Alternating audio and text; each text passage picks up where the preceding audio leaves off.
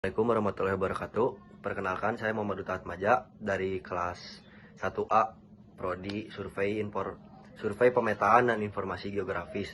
Di sini saya akan menjelaskan tugas UTS PKN yang dimana saya mengambil poin nomor 4, yaitu pencegahan perundungan di masa remaja ini. Yang pertama, permasalahan yang pertama adalah rendahnya kesadaran tentang bentuk dari perundungan tersebut, yang dimana banyak masyarakat yang masih menganggap bahwa saling mengejek nama orang tua, mempermalukan teman sendiri, atau memberi julukan teman sendiri masih hal yang lumrah atau masih menjadi normalisasi di masa remaja ini. Lalu yang kedua, ada kurangnya pendidikan karakter dan literasi nasional. Dari poin kedua tersebut, masih banyak lingkungan yang belum menanamkan tentang rasanya empati, pengelolaan emosi di setiap manusianya, lalu komunikasi yang sehat antar warga atau manusia tersebut. Lalu yang ketiga, ada minimnya sistem pelaporan yang aman sehingga korban sering takut melapor dikarenakan beberapa alasan. Yang pertama, ada tidak ada mekanisme yang jelas. Yang kedua, takut dianggap lemah. Dan yang ketiga, pelaku merupakan teman dekat atau bisa disebut bestie dari korban tersebut. Lalu yang keempat, ada menormalisasikan kekerasan dalam media dan juga lingkungan, yang dimana kekerasan tersebut ada dalam lingkungan keluarga, masyarakat, ataupun dari keluarga ataupun masyarakat tersebut menormalisasikan kekerasan secara verbal ataupun fisik.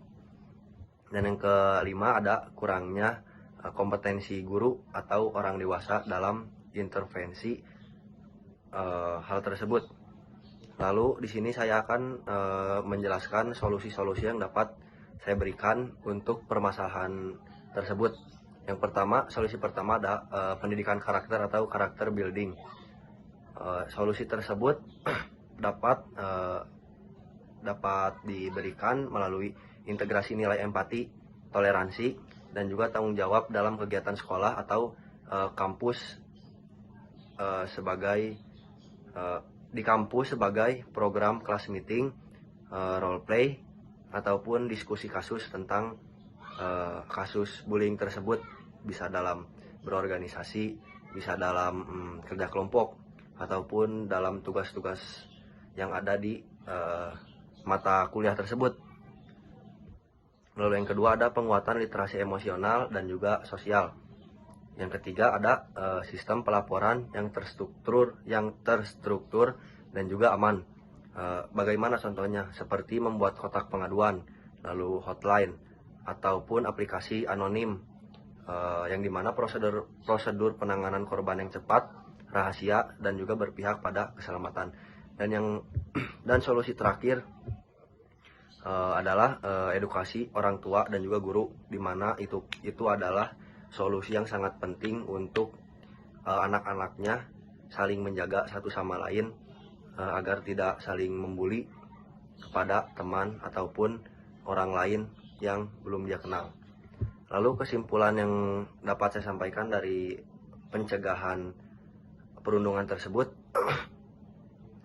atau permasalahan yang ada dalam pencegahan perundungan, kesimpulannya adalah permasalahan pencegahan perundungan di masyarakat umumnya disebabkan oleh rendahnya kesadaran, kurangnya kemampuan sosial atau emosional, lemahnya sistem pelaporan, dan juga pengaruh media sosial yang ada di